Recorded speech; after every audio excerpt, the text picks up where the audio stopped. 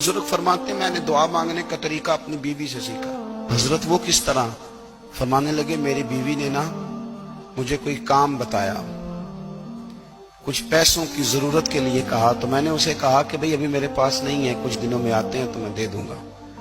औरतों की आदत होती है, वो बार बार याद कराती हैं। 2-4 दिनों के बाद फिर उसने कहा हजरत वो मैंने कहा था कुछ पैसे, मैंने उसे कहा कि अभी मेरे पास नहीं है, कुछ दिनों में मिलते हैं तो मैं तुम्हें दे दूंगा। उसने कुछ दिनों के बाद फिर कहा हुजूर वो मैंने कुछ पैसे कहे थे।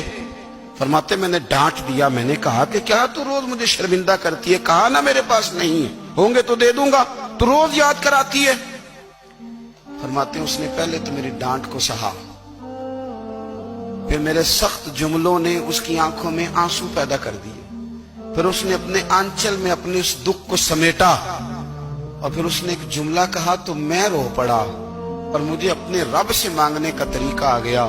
मुझे कहने लगी हजरत जी आपने डांट दिया, मैंने सह लिया, पर आप ही मेरे शौहर हैं, बताएं ना, आपसे न कहूं तो मैं किस से जाके कहूं।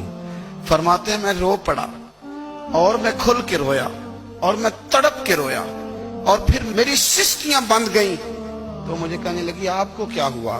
मैंने कहा मुझे भी दुआ मांगनी आ गई है। जब मैं उसे कहूंगा ना अल्लाह तू ही मेरा रब है, मैं तुझसे न कहूं तो मैं किससे जाके कहूं, मैं क्यों किसी बंदे से सवाल करूं, मैं क्यों किसी दुनियादार से कहूं, मैं तेरे बंदों का नेक बंदों का वसीला लेके तेरे महबूब की गुलामी लेके तेरी बारगाह में आया, तुझसे ना मांगूं तो किससे मांगूं। समझ आ गई है, जब मैं इस रंग में मांगूंगा तो तेरा रब मेरे ऊपर बड़ा ही फजल फरमाएगा।